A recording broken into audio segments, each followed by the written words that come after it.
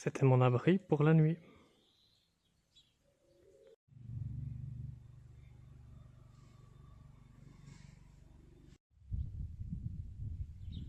Ah ben aujourd'hui il fait frisco. Je me demande si je ne vais pas sortir le poncho en laine. Après la canicule c'est amusant.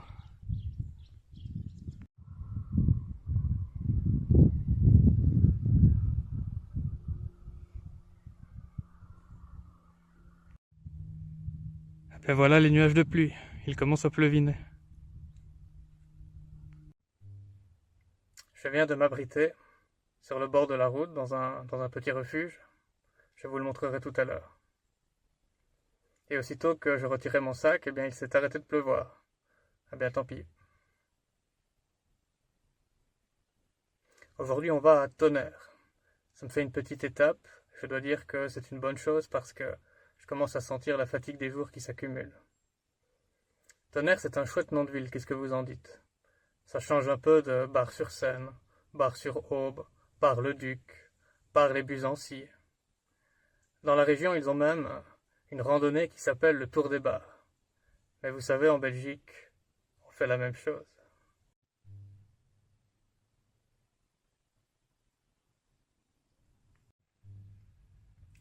Il y avait une époque où les scientifiques pensaient qu'il y avait dans l'univers de la matière quelque chose de concret avec lequel on peut interagir. Et puis ils ont revu leur copie.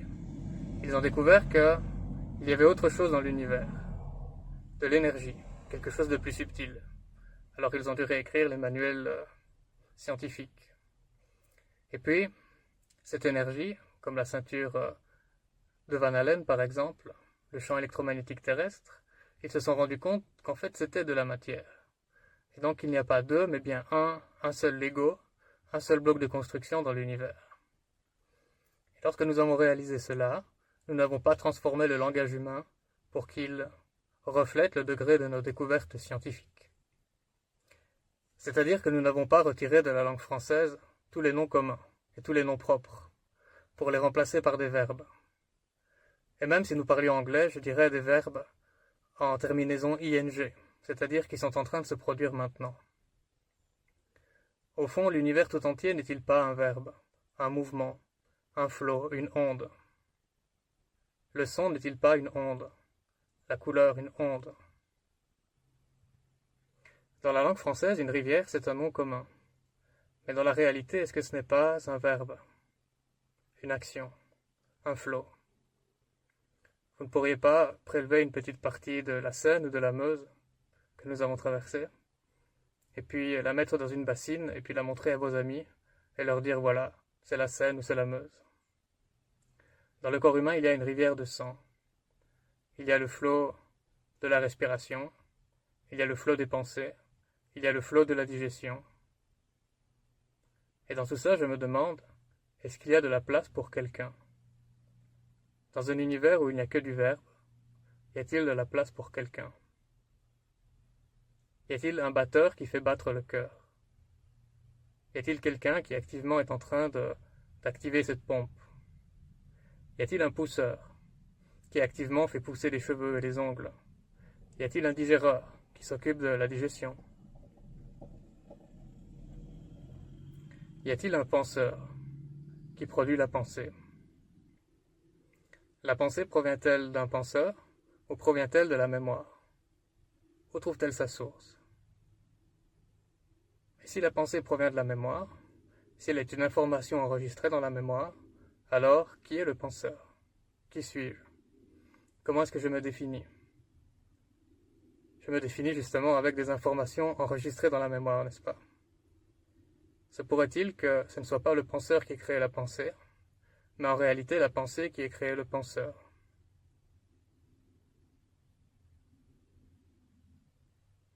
Il me semble qu'il y a un amalgame qui est commis entre la personnalité et la personne. Ce sont des mots que nous utilisons presque de manière interchangeable, mais je les vois de manière complètement différente, opposées même, antagonistes. La personnalité serait l'ensemble de toutes les préférences de l'individu, de l'organisme. Par exemple, lorsque vous mettez un aliment sur la langue, il y a une réaction. Cette réaction est un réflexe. qui peut être du plaisir, du déplaisir ou de l'indifférence. En ce sens, un bébé a une personnalité. Il préfère être propre plutôt que d'être sale, il préfère être bien nourri plutôt que d'avoir faim, il y a certains types d'aliments qu'il préfère à d'autres, il préfère être entouré plutôt que d'être isolé. Et non seulement le bébé a des préférences, mais en plus il les fait savoir très fort. Mais le bébé n'est pas une personne. Il ne dit pas moi, je.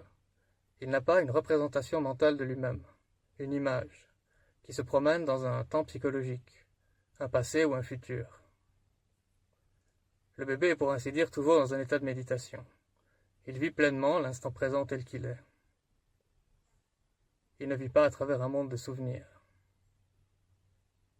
Or cette personne justement ne serait-elle pas qu'un souvenir, qu'un ensemble d'informations enregistrées dans la mémoire, qui apparaîtrait selon une pensée à la fois.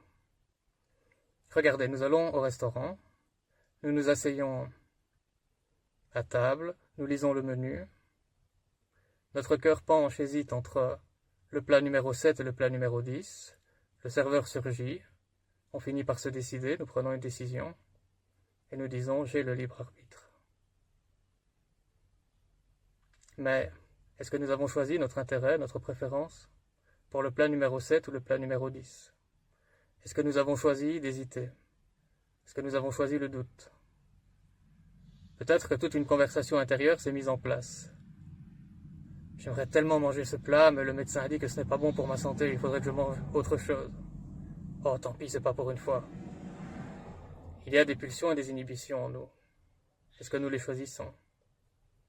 Est-ce que nous choisissons lesquelles prennent le pas, lesquelles l'emportent? Ou bien sommes-nous le jouet de cela? Ou bien y a-t-il même quelqu'un qui est le jouet de cela? Ce quelqu'un n'est-il pas juste une idée, une pensée, juste une pensée à la fois? Les gens se disputent pour savoir s'il y a une telle chose que le libre arbitre. Mais je me demande s'il y a quelqu'un tout court pour posséder le libre arbitre. Il me semble que nos émotions sont totalement conditionnées, qu'elles sont des réflexes, que nous ne choisissons pas de tomber amoureux ou d'éprouver du dégoût pour un tel type d'aliment. Il me semble également que notre pensée est totalement conditionnée. Nous ne pouvons pas penser spontanément en vietnamien, nous ne pouvons pas penser une pensée qu'aucun être humain n'a jamais pensée. Nous ne pouvons pas penser une pensée qui va nous rendre riches. Nous ne pouvons pas nous arrêter de penser très longtemps. La mémoire n'est-elle toujours pas en train d'éternuer de la pensée? Y a-t-il un moindre contrôle sur cela? Il me semble que l'activité de l'être humain en réalité n'a aucune importance, parce que l'être humain est totalement conditionné. Son émotion et sa pensée, et donc par là même son action, sont totalement conditionnés. Le corps ne peut aller que là où sa pensée l'entraîne. Il va à Compostelle parce que sa pensée l'y entraîne. Il ne peut dire et faire que les choses que sa pensée l'amène à dire et à faire. Et la pensée, au fond, n'est-elle pas le produit de cet estomac que nous appelons le cerveau, qui digère des expériences? N'est-elle pas le produit d'un petit peu d'ADN qui a évolué dans un certain environnement? Il me semble que ce que fait l'être humain depuis 20 ans ou depuis 2000 ans n'a aucune importance, parce que son action est totalement conditionnée. Cependant, regardez. L'univers est une onde, c'est un verbe, et l'univers est en ordre. Étymologiquement, chez les Grecs, l'univers c'est le monde, c'est le cosmos, et tout cela est relié au mot ordre. Mais le monde humain, lui, est en désordre total. Et ce depuis des milliers d'années. Si vous suivez ces vidéos, si elles vous intéressent, peut-être que vous arrivez à retracer la source de ce désordre dans la pensée elle-même. Que la pensée elle-même est un mouvement, c'est une onde, et cette onde qui est totalement conditionnée est également... Elle n'apparaît pas comme une belle vague, mais plutôt comme une chaîne de montagnes, comme des pics déchiquetés, comme si elle était agitée par un courant électrique. Et nous essayons de trouver des solutions à partir de cette perturbation. Et pendant des milliers d'années, évidemment, elle ne mène nulle part. Chez l'être humain, la conscience se reconnaît elle-même. Nous nous rendons bien compte qu'il y a quelque chose qui ne va pas chez nous, qui ne va pas dans le monde humain. mais nous ne parvenons pas à trouver la solution. Parce qu'aussitôt que la conscience reconnaît le problème, la pensée surgit et cherche à appliquer une solution, une transformation. Or, cette pensée n'est-elle pas justement la prolongation du problème lui-même? Si nous nous souvenons que la pensée n'est pas la seule expression de l'activité mentale de l'être humain, qu'il y a autre chose, je vous renvoie à mes vidéos précédentes, l'attention, que cette attention est un équilibre entre la concentration et l'inattention, et que dans cette attention totale donnée à la réalité telle qu'elle est, c'est-à-dire au conditionnement humain, conditionnement des émotions, des préférences, qui sont des réflexes, de la pensée, qui est un réflexe de la mémoire, lorsque cette attention inconditionnelle est donnée au réel tel qu'il est, ici et maintenant, est-ce que toute cette énergie, tout ce conditionnement, ne finit pas par s'apaiser? Au fond, nous ne sommes pas des fers humains, nous sommes des êtres humains, et peut-être que dans cette qualité de l'être lui-même, il y a cette conscience, et que si nous restions avec cette attention inconditionnelle, qui ne fait plus qu'un avec la conscience, en envisageant que la pensée trouve sa source dans la mémoire, mais que l'attention elle-même, qui est cet autre versant de l'activité mentale, trouve sa source directement dans la conscience, est-ce que cette unification du corps et de l'esprit, de l'attention et de la conscience, ne permet pas d'apaiser l'énergie vitale du corps, et donc par là même, le discours de l'individu, son action et tout son mode de vie? Au-delà de ça, le mot personne en lui-même, que j'ai opposé au mot personnalité, vient du grec ancien persona, qui est le masque. Au fond, derrière ce masque de la pensée, qui suis-je? Lorsque nous nous grattons le bout du nez, une sensation apparaît. Est-ce que nous apparaissons avec cette sensation, et lorsqu'elle disparaît, est-ce que nous disparaissons avec elle? Qui est-ce qui ressent cette sensation? Une pensée apparaît et dit « c'est moi qui ressens cette sensation ». Lorsque cette pensée disant « c'est moi qui ressens cette sensation » apparaît, nous n'apparaissons pas avec elle, et aussi nous ne disparaissons pas avec elle.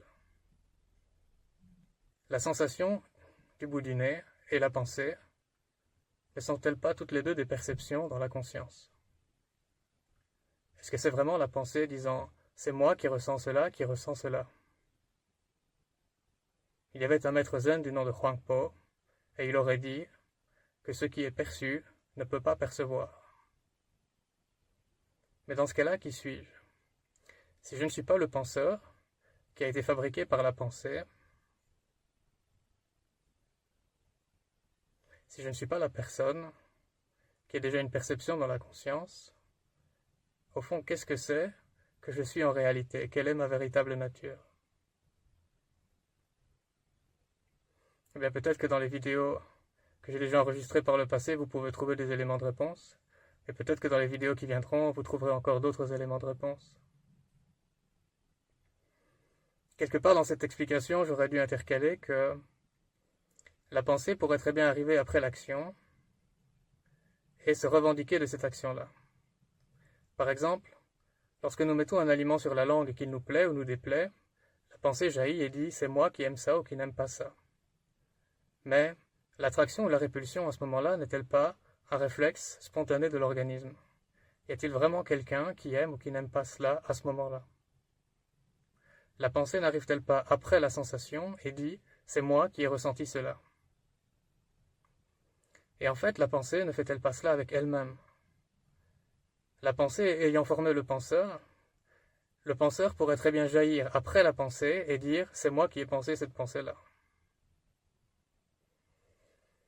Si vous avez l'habitude d'écouter ces vidéos, peut-être que vous êtes vous aussi arrivé à la conclusion que la pensée peut créer sa propre réalité, exactement comme dans le rêve. Dans le sommeil paradoxal, nous avons des rêves, ils nous paraissent totalement réels. Et nous en sommes totalement certains. Est-ce que vraiment nous sommes inconscients, comme nous le disons, dans le sommeil profond? Si nous sommes inconscients lorsque nous dormons, comment pouvons-nous entendre le réveil le matin lorsqu'il sonne?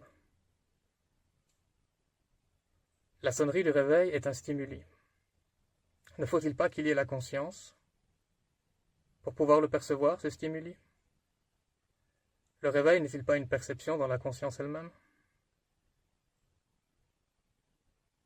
Eh bien, nous pensons qu'il y a une telle chose que le sommeil paradoxal, dans lequel nous avons des rêves, nous nous souvenons de nos rêves, nous pouvons déduire que nous sommes conscients au moins dans le sommeil paradoxal, que le matin nous ne dormons plus très profondément, et donc que nous sommes capables d'entendre ce stimuli parce que la conscience est quelque peu là.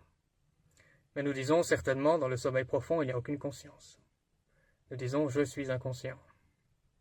Le je prétend donc être la source de cette conscience. Mais si quelqu'un verse sur le visage un seau d'eau glacée, à ce moment-là, ce seau d'eau glacée n'est-il pas perçu? Cette eau glacée n'est-elle pas ressentie? À ce moment-là, le je rejaillit de ses cendres. Il avait complètement disparu. Cette vague était redevenue tout à fait tranquille, tout à fait plate, et puis soudain, le je rejaillit et dit « Qui m'a fait ça ?» Mais le je n'était pas là au moment où l'eau glacée vient frapper le visage. Peut-être que dans l'ordre chronologique, nous devrions dire « être conscient je ». Le bébé ne dit pas « je », il a une personnalité, il existe, il est conscient, mais il semblerait que le je soit la dernière chose qui prenne place dans l'existence de l'organisme humain. Et cette dernière chose prétend être la source de l'être, de la conscience et de la pensée. Le je dit « je suis conscient »,« je pense ». Les choses sont-elles vraiment telles quelles? Se pourrait-il que l'être humain soit particulièrement confus? Vous avez entendu parler des maladies psychosomatiques. Il y a des gens qui, parce qu'ils souffrent de graves problèmes psychologiques, peuvent perdre la vue ou la parole. Et vous savez que leur perte de la vue ou de la parole n'est pas liée à un problème physique, au niveau des cordes vocales ou au niveau des yeux. Et dès lors, lorsqu'ils résolvent leur problème, ils recouvrent immédiatement la vue ou la parole. Je me demande si toute la souffrance de l'humanité ne provient pas de la même chose, d'une maladie psychosomatique. Notre pensée crée sa propre réalité, son propre temps psychologique, où il nous semble que les choses vont tantôt plus vite ou tantôt plus lentement. La pensée crée son espace psychologique, que nous appelons le royaume ou la république. Les animaux savent-ils qu'ils vivent dans un royaume ou une république? Et le cœur de cet espace et de cet espace psychologique, et de cet espace et de ce temps psychologique, pourrait bien être moi, un concept. Tout comme le Wi-Fi est un concept, ou l'eau courante est un concept, ou l'électricité est un concept. Je me demande si nous ne sommes pas doués d'une puissance mentale absolument extraordinaire, et cette puissance mentale aurait pu créer moi, et moi essaye de diriger toute la vie de l'être humain. Et tant que nous restons piégés de cette illusion, il se pourrait que la souffrance et la violence se poursuivent.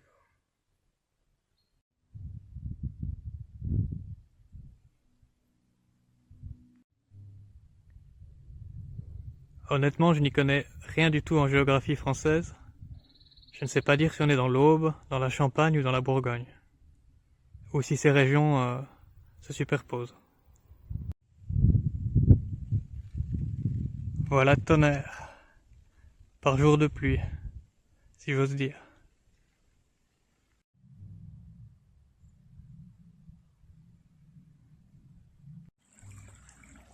J'ai décidé de prendre un raccourci, mais voilà comment ça se termine. Et ben voilà, on va passer de la jungle à la civilisation en moins de 2. Sauf pour les chaussettes, elles vont rester en mode jungle un peu plus longtemps.